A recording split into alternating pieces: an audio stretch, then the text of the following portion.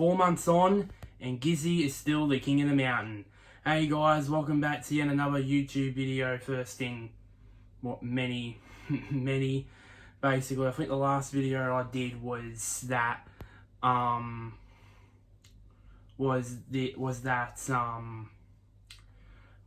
that livery ranking. I hope you guys, enjoyed that. I'm probably going to do a couple more of them with, of course, with MotoGP and Formula 1 coming up. So yeah, so today I'll be talking, or tonight actually, on this Sunday night, boring Sunday night, I'm going to do my overdue weekend review from last weekend's Mount Panorama 500, from all 3 days, of course, practice, practice qualifying and the race. I'm probably going to do this, or probably going to do this maybe every a week or two, just when if there's big news or stuff like that. You guys maybe can comment down below what you can name this series. Want to name it Supercars Weekly or something like that. So yeah, so and also I'm gonna mention some news. Well, it's not official news, but it's been out for over 24 hours now, and of course it's about the winner Shane Van Gisbergen. So let's start off as usual. Let's start off with Friday. Let's start off with Friday. So of course, as usual. So not a surprise, the chase struck several drivers on day one. Of course, Brody Kostecki was the first one, then Jack LeBrock, and then Scott Pye. I think Macaulay Jones took the detour through the chase twice, I believe, and on this day. And then of course the big talking point of the day was Will Brown's accident at the Dipper, which nearly almost ended his weekend. So what happened was, so if you guys have missed it, of course, Will Brown, I remember he was in front of Jamie Whincup at the time. He was going through the S's and through the Dipper, and through the Dipper, he kind of, in my mind, misjudged his turning point. So he turned in too early and hit the inside wall, and then it's just bounced him back into the outside wall, and he's hit it. And it's just bounced him back on the other side of the road, while narrowly missing Jamie Whincup, and it's just stopped on the other side of the road. So it was almost like a ping pong ball, pretty much, in this accident. And it almost rode off the car, and speaking of road, and that will be what I'll mention later. And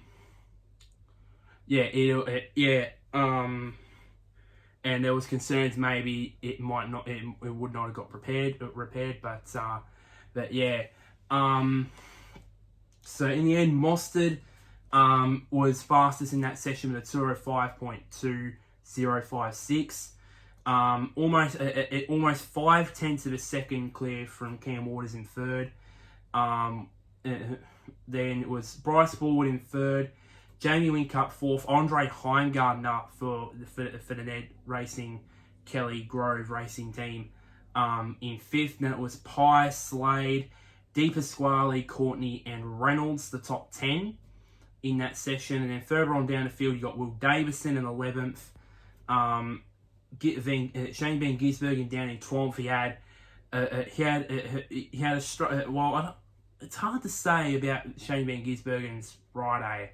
I think he was struggling to get to grips with his car. I think he was not comfortable. That's the word I was looking for. He was not comfortable in the car on that Friday. Todd Hazelwood 14th, there. Will Brown 15th. His time it's in there 6.8280. That was probably set before he had his big accident at the Dipper. Fabian Coulthard in 16th.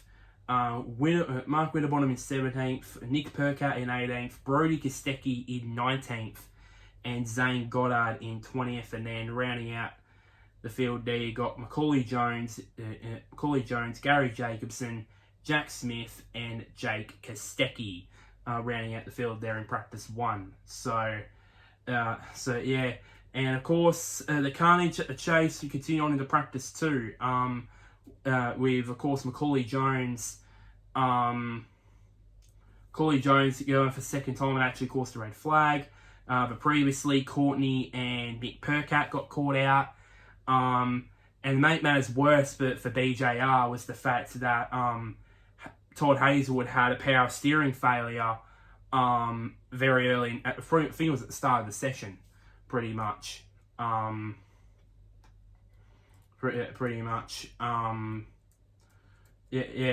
also, of course, and Shane Van Gisbergen continued to find comfortability. Is that even a word? I don't know. He was not best comfortable, even though he was in the top 10 in this session. He was 8th. He was still not comfortable with the car. And in the end, of course, Chaz Mostert made it 2 from 2. I think it was this time it was faster. I believe in yes it was actually it was actually faster in practice 2, but sorry, 4.7. Cam Waters once again was second. This time a lot closer, about 1/100th of a second slower than Mostert in second. And it was Scott Pye in third. Tim Slade continued his brilliant day after I think he was seventh. I think I said 7th quickest. Yeah, 7th quickest in practice 1, and he ended up 3rd quickest in practice 2. 4th quickest, sorry, in practice 2. Then James Corney in 5th. Then it's Brody Kostecki. You got Fullwood, Shane Van Gisbergen, Anton De Pasquale, and Mark Winterbottom running out the top 10 in that session. And again, you got Will Davison. Again, he finished, ended the session 11th fastest. Jack LeBrock was in 12th. Nick Percat 13th. David Reynolds 14th, just in front of his teammate Andre Heimgartner in 15th. Jamie Whincup, you can only make 16th from the 201.1055, about just over 1.3 seconds slower than Chaz Mostert's fastest time. Fabian Coulthard in 17th, Todd Hazelwood in 18th, Gary Jacobson in 19th, and Jake Kostecki in 20th position. And then the rest of them, of course, there was 23 drivers that competed in this session because, of course, Will Brown didn't take further part in it for the rest of the day. 21st was Macaulay Jones, 22nd was Zane Goddard, and 23rd was Jack Smith in that session. So that's it for pretty much for Friday. A very quick view of Friday. Now we move on to Saturday. Of course, we are qualifying, the top 10 shootout in the first race of the season. So of course qualifying it ended with Anton De Pasquale on provisional pole, and it had the ability to start to go out last in the top 10 shootout. The guys that made the top 10 shootout were Anton De Pasquale, of course, Shane Van Gisbergen, Cameron Waters, Chaz Mostert, Tim Slade for the new Blanchard Racing Team Cool Drive Mustang made in the top 10. Brody Kostecki, he made the top 10 shootout as well. His first top 10 start in the Supercars Championship in his first race. Will Davison, Scott Pye, Jamie Whincup, and Mark Winterbottom all made it into the top 10 shootout. The top 10 was separated by almost exactly 7 but I was going to say a tad over 7/10 of a second, and about 9/10 of a second separated first to 16th in that session as well. So you can see it was very close, and very close in that session. So outside the top 10, you got James Courtney in 11th, Forward 12th, David Reynolds 13th, Andre Heimgartner in 14th, Jack LeBrock in 15th, Todd Hazelwood in 16th, Will Brown in 17th, and they actually did get, as I said, the car repaired. But of course, the guys over at Erebus had had a massive all-nighter to get that car repaired, for Will Brown to continue this in the weekend. Zane Goddard in 18th, sorry. Jerry Jacobson 19th, and Fabian Coulthard in 20th. And then Macaulay Jones, and then there was Macaulay Jones in 21st, Jack Smith 22nd, Jake Kostecki in 23rd, and Nick Percat. He didn't take part in the session because they had an electrical problem with his car, and that's why they didn't take part in that qualifying session. There. Then of course you got the top 10 shootout. Of course, Cam Waters got the first pole of the new season, and the first shock right at the bat was Tim Slade in that new Cool Drive Blanchard Racing Team Mustang. His first race back back full time after a year out of full time racing. He qualified on the front row, 1/10 behind Waters. Shane Van Gisbergen was third. Anton De Pasquale in fourth. Will Davis in fifth. Chaz Mostert sixth. Jamie Whincup seventh. Brody Kostecki eighth. Mark Winterbottom in ninth, and Scott Pye ran at the top 10, so it was an all Team 18 fifth row of the grid there. So yeah. So now we move on to the first race. We move on to the first race. Now, it started off pretty much very well.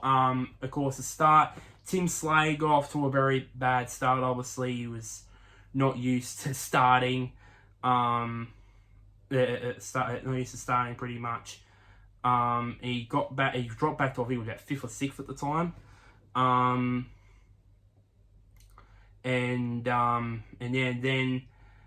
then at the cutting, Scott Pye made contact. At the exit of the cutting. Sorry, Jack LeBrock made contact with Scott Pye, and that sent him wide, and probably broke something on Scott Pye's car that had to be fixed. But then he got back when he was 3 laps down.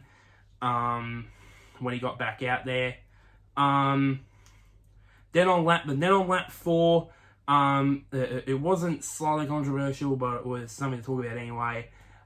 Courtney, getting the muscles, getting the elbows out on Andre Heimgartner at the final corner at Murray's on lap 4, and then 3 laps later, the first safety car period came out, and it was for Anton De Pasquale hitting the wall at turn 7. Sorry, not on lap 7. Sorry, at turn 3, I should say rather. For me, by the look of things, it's almost like the carbon copy of Whincup's accident at the 1000 last year, where he ran wide at the entrance of the cutting. And when you go wide, if you go wide at the entrance of the cutting, then there's only one place you're going to go, and that's the wall. And of course, De Pasquale found that out the hard way, and of course he was out of the race. And then during the safety car period on lap 9, Cam Waters retired from the race with I think I heard that it was a power steering pump failure or something like that. I heard somewhere. But let's just say power steering problems. during the safety car period, and that meant that he had to, and that meant that he was, of course, out of the race. And it was a very big blow because, it was a very big blow because he was going very well, and he could have, he might have, challenged Shane Van Gisbergen probably for the win, and maybe Chaz Mostert for second place maybe in the end. Then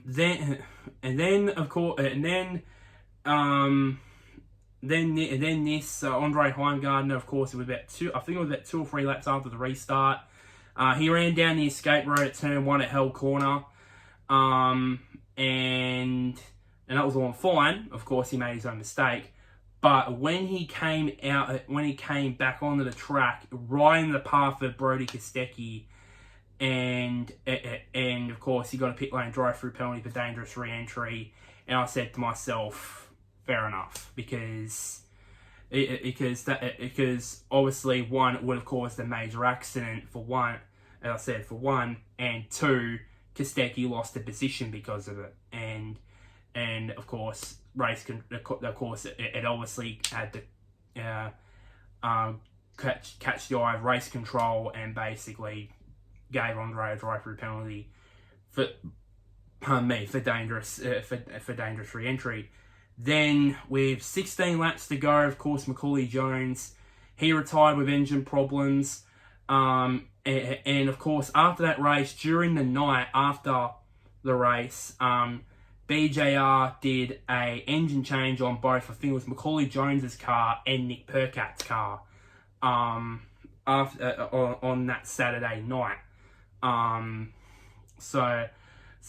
Because of course there was electrical problems with Percat's car, which from qualifying it dragged on into the race, and then of course engine failure from Macaulay Jones.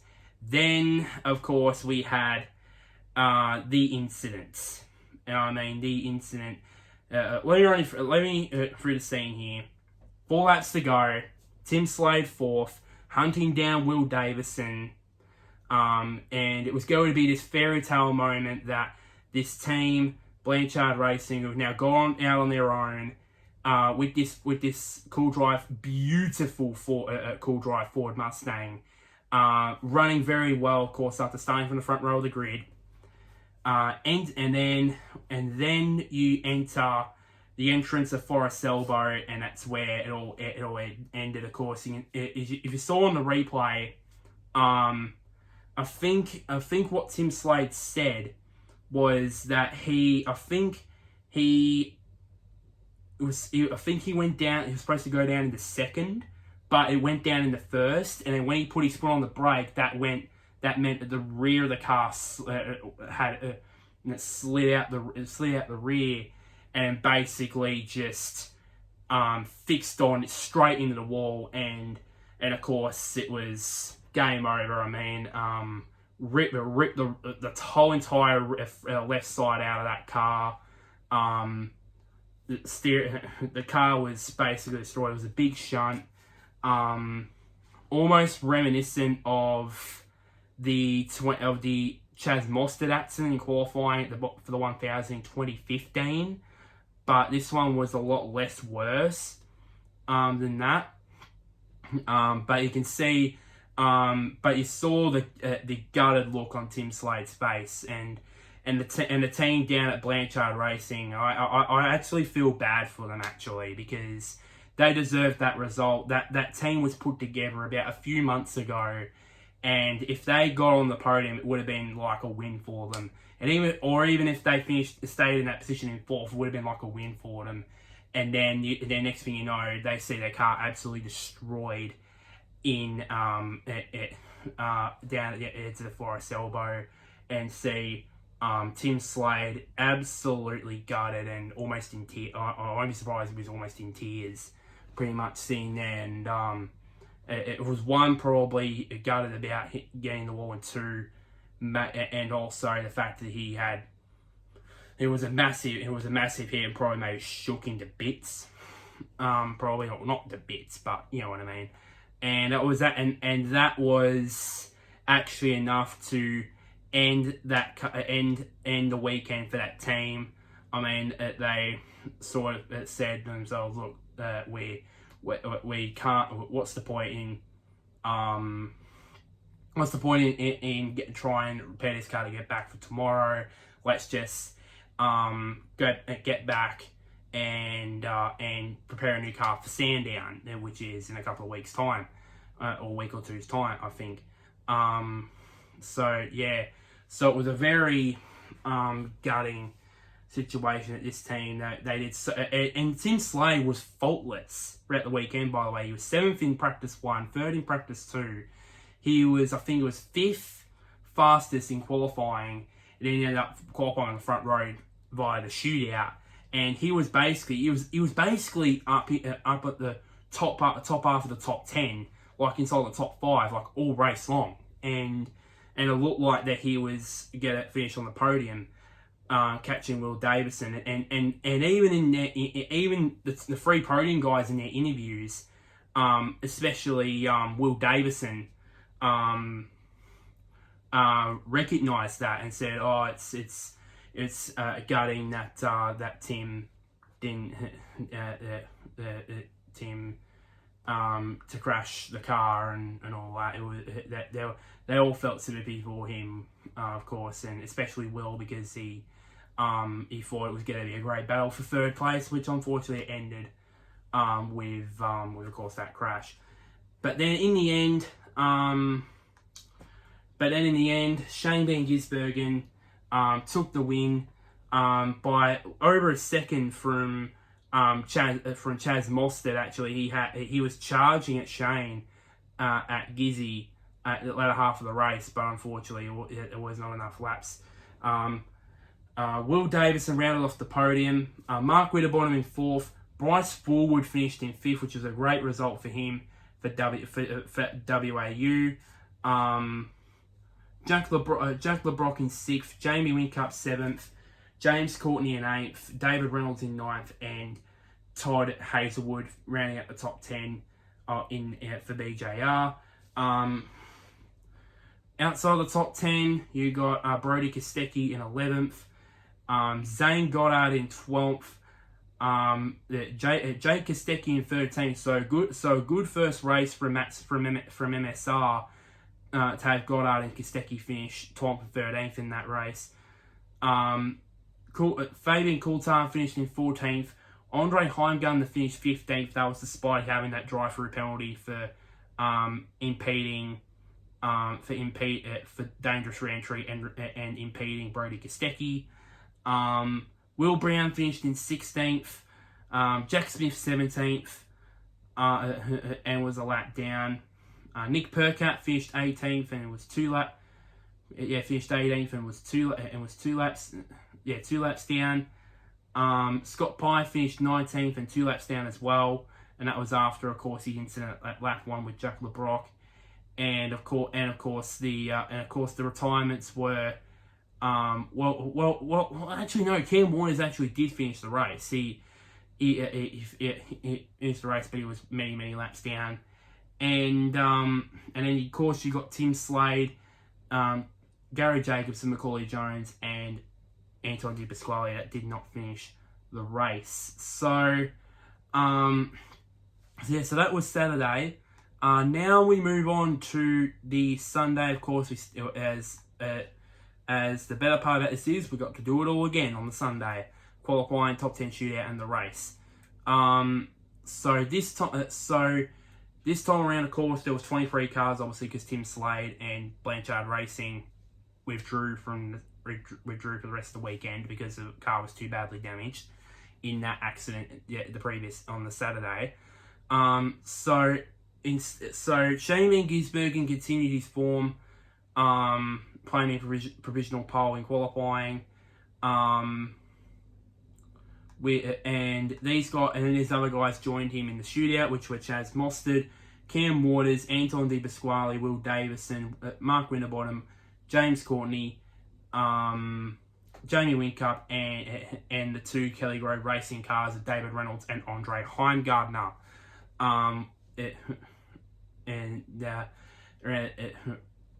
settled those shootout spots. Then outside the top 10, you got Scott Pye in 11th, Bryce Baldwin in 12th, Junker LeBrock in 13th, Nick Percat 14th. The two Erebus cars of Brody Kostecki and Will Brown qualified 15th and 16th. Then it followed the two MSR cars of Zane Goddard and Jake Kostecki in 17th and 18th. Then the two BJR cars of Hazelwood and Macaulay Jones qualified 19th and 20th. Then the two Team Sydney Techno cars of Gary Jacobson and I said Macaulay Jones, Fabian Coulthard in 22nd. So the final 4 rows of the group are pretty much Noah's Ark, pretty much. And then Jack Smith was the last qualified down the bottom with qualifying down in 23rd in that one. So yeah, then of course you got the shootout, and Shane Van Gisbergen continued his merry way, getting pole position. There was only only the top 3, which was GIZZY, Cam Waters, and Di Pasquale. All they were the only ones that were entering the 2-minute 5s. The rest of them were 2-minute 6s or 2-minute 7s in this session. So Shane Van Gisbergen qualified pole with a 2-minute 5.6175. Second, you got second was Cam Waters. Third was Anton Di Pasquale. Fourth was Will Davison. Fifth was Chaz Mostert. Sixth was Mark Winterbottom. Mark Winterbottom even said, it was absolutely gnarly out there, and it had some word, well, not very bad words, but very some words about the track conditions and about it being not as bad, not as good as what he thought it was. James Courtney in 7th. Jamie Whincup 8th, and then the two Kelly Grove racing cars of David Reynolds and Andre Heimgardner finished 9th and 10th in that one. In that one. Then the final one, race number 2.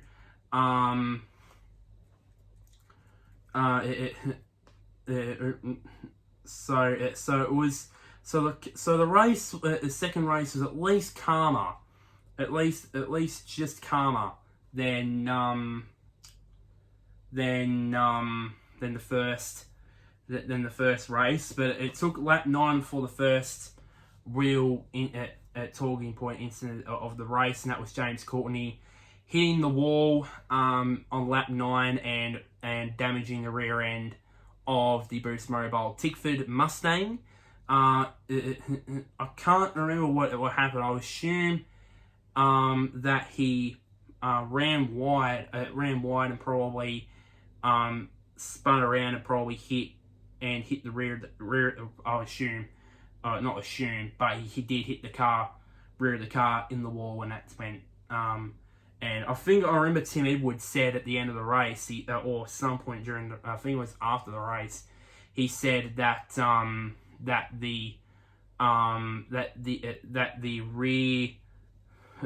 to do with the rear wing, or something to do with the boot lid was broken. So that's why they just decided to retire it, because it was not. Well, actually no, I've got it now. The boot was not properly secure in place, so they were not comfortable with it. Driving down, for example, down Conrod, and the boot just flies off, and that means that Courtney would be driving with a rear wingless Tickford car, and that's not good. That's not what you want when you go into the chase at 300 k's an hour. So yeah, then on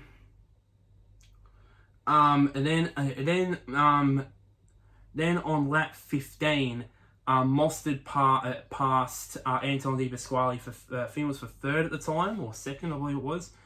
Yeah, I believe it was for second because Cam Waters had been into the pits prior to that, and of course made a mistake at the chase, ran wide, and that meant Mostert slipped through for third, well second at the time, but then third, and then of course thanks to Shane Van Gisbergen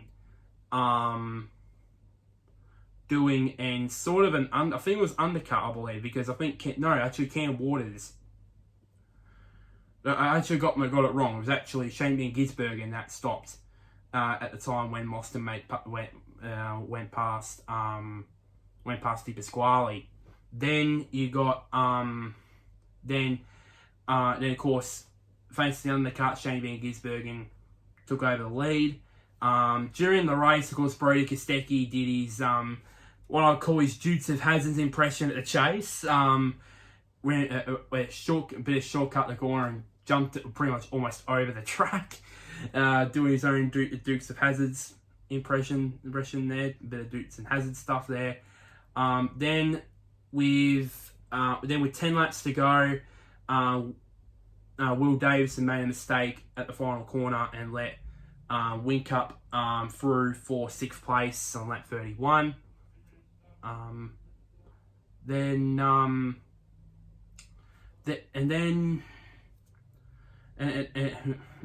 would assume that Will Davison not Will Davison, Jamie Whincup would have probably given Davo a lot of stick for that because of course those two are great mates. Then of course at the back half of the race, Jack LeBrock was suffering from a cooling fan. I think it was a cooling fan failure in the footwell of the car, and that resulted in him burning his foot. And he was struggling for the latter half of the race due to his burnt foot in the end as well. And speaking of in the end, Shane Van Gisbergen in the end got back-to-back wins. So one of my bold predictions I made was technically correct with him winning both races. Of course, I got the part wrong in him getting both poles and both wins. Both poles I got wrong, but the both wins I got right. So I'll give that a half a point basically with that prediction getting half right and half wrong. More half right than half wrong, to be honest. It's like the saying, it's more like glass half full than glass half empty. It's like that saying.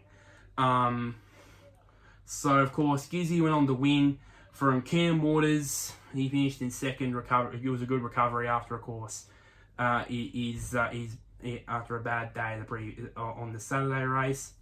On the Saturday, Cam Waters. I already said Cam Waters. Sorry. Chaz Mostert finished in third to round out the podium.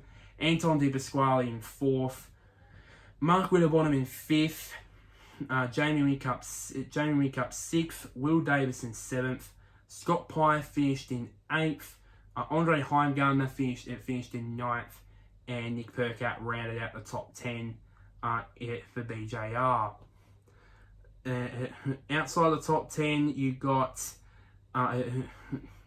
David Reynolds in 11th, Brody Kostecki in 12th, Bryce Board in 13th, Will Brown in 14th. So both Erebus cars were split.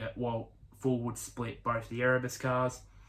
Macaulay Jones in 15th, saying the two Matstone Racing cars, the same Goddard and Jake Kostecki, finished 16th and 17th. Todd Hazelwood finished in 18th. Jack LeBrock in 19th, and struggling with that burnt foot, as I said a moment ago. And Gary Jacobson rounding out the top 20, and then 21st was Jack Smith. He was the last car on the lead lap. And then Fabian Coulthard finished the race 1 lap down. And the only retiree from the race was James Courtney. As I said, he retired on lap 9. Now we move on to the championship standings. Of course, Shane Van Gisbergen, perfect weekend, 300 points from him. The biggest improvement for me was Mark Winterbottom. I mean, 2 top 5 finishes at Bathurst, and he's started the season very well. 3rd in the championship. Will Davison 4th, Jamie Whincup 5th. Waters down in 6th. Bryce Ford in 7th. Very good going from the young WAU driver. David Reynolds in 8th. Jack LeBrock in 9th, despite finishing down in, down in 19th. Down in 19th. Obviously, with 6th place finish was enough to give him a top 10 in the championship after one round. And Andre Heimgartner rounded out the top 10. Top 10 drivers championship standings after the first round. And of course, the next round, of course, that is in a couple of weeks' time, a fortnight's time, at Sandown Raceway for the Penrite Oils Sandown Super Sprint, which is going to be the second round of the season. In there now, finally, just to cap off this, there was some news that basically shocked me yesterday. I thought, oh Jesus, this is shock news. It only just came about over 24 hours ago. This came out, and that was the news that Shane Van Gisbergen got injured in a mountain bike accident yesterday, so I might put a link to the article from speedcafe.com down in the description below, so you can actually see. So I'm only going to read the full. I'm only going to read the first sentence here. Shane Van Gisbergen has undergone surgery on his collarbone after injuring himself in a mountain biking accident this morning. Well, it was Saturday morning. So it says here he's got a plate inserted into his collarbone. But it says here. It doesn't say anything. I think it says here he will.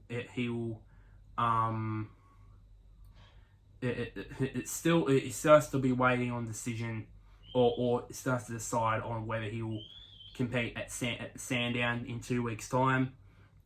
Probably he will. Probably if the recovery is smooth sailing. So yeah. So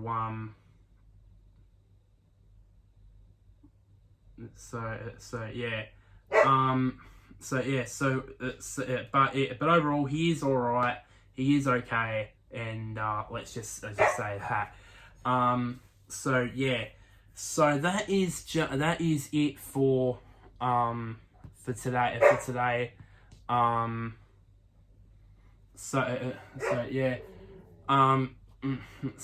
So of course, as usual, like this video. Share this to anybody who is a Supercars fan or a Shane Van Gisbergen fan. Comment down below who do you think will win. Who do you think will win at Sandown in a couple of weeks' time? I love to hear your thoughts, and of course, somewhere down there, press the big red button which is named subscribe, and click on the notifications bell and switch on notifications so you can get notified of when I next upload. So yeah, that's the end of this video. Until next time, guys, I'll see yous later.